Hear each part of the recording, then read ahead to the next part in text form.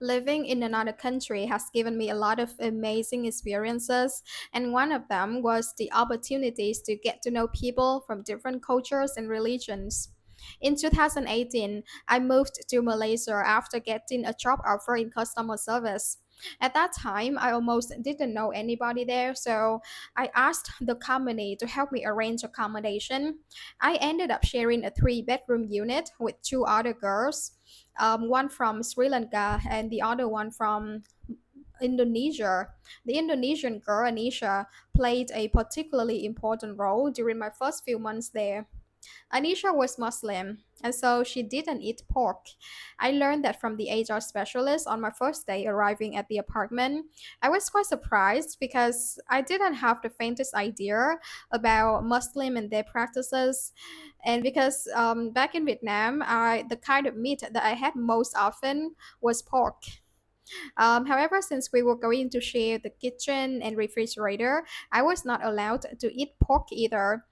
That bothered me a little bit at first, to be honest, but then I quickly got used to it. Anisha was incredibly kind and welcoming. On my first day at work, although we worked in the same company, that day she had to go to her client's office, but still, she took her time to take me to the LRT station. She helped me buy a train pass, show me how to use it, how to navigate the station. She even rode on the same train with me and walked me to the company to make sure that I wouldn't get lost. Anisha was someone that I could turn to for her wise words whenever I had problems, whether it's about work or love. Um, I remember that time when I was very sick about the upcoming test in my project. If I failed that test, I would have to go back to Vietnam, and that would be so embarrassing. I told Anisha about my concern, and then she said, "Don't think about how people look at you. Just try your best so that you won't feel embarrassed and guilty when you look at yourself in the mirror." And she was absolutely right. When I told her that I felt bored, she didn't hesitate to show me around the city and take me to tourist attractions.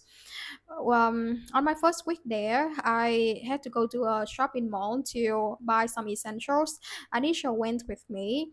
She advised me on what products were good value for money, and she even helped me carry very heavy shopping bags back home.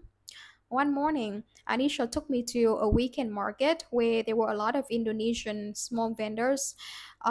They greeted each other warmly, and she introduced me to those vendors. This reminded me a lot of my childhood when my mom used to take me to some local markets to buy groceries with her. The atmosphere was so warm and cozy.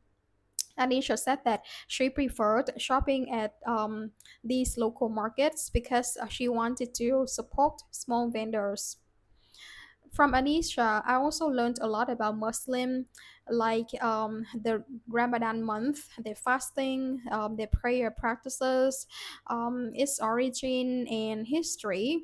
To me, Anisha was not just a housemaid. She was like a big sister, a mentor who helped me navigate through life in a new country. I was so grateful that our paths crossed, and I sincerely hope and wish her all the best in her life.